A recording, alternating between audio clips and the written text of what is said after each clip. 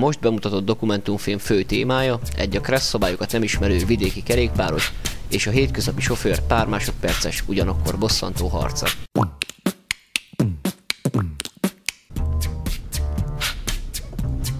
A jobb oldalon szabályosan haladó csávó balra kanyarodna, de előtte elenged úgy, hogy hirtelen megáll a gépkocsi előtt. Remélhetőleg nem kaszáljuk el, és festünk artériás nyomot a falusi aszfaltra.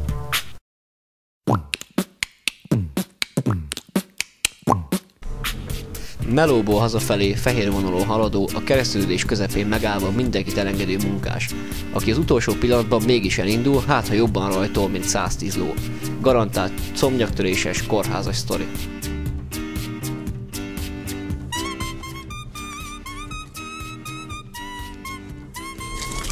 Hát mit csinál maga?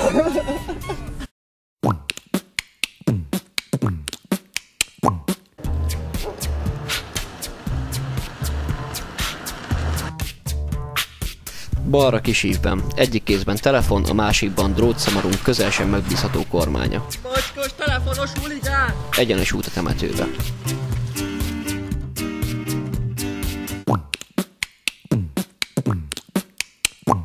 Világát sem tudó iskolai karbantartó, nagy ívben, egyenesen, irányjelzés nélkül fordul jobbra-balra. A csávgalambon nem szabad a nyullad, nem szabad a nyullad, szexis dolgok. Mit csinálsz? A karjelzés ember!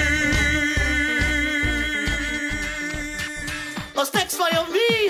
Kakao Jumbo! Helyet Gojo!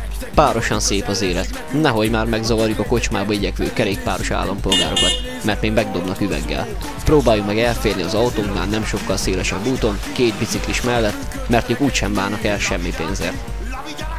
Kunyakkal foglak kibugyulni! Tületörtétek a tükrünket! Műes letörjük a tükrötököt!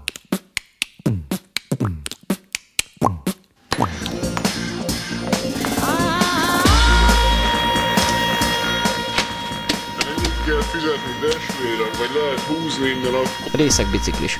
A legnagyobb kihívás, amivel autós szembenézhet. Kiszámíthatatlan és veszélyes akár a tekergőző királykobra.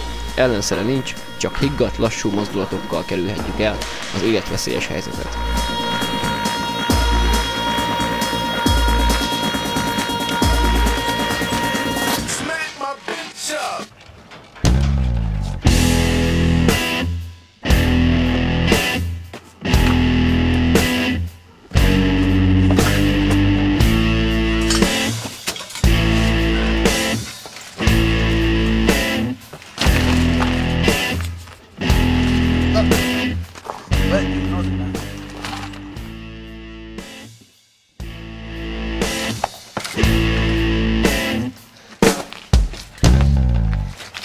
Na na na na na na na na na na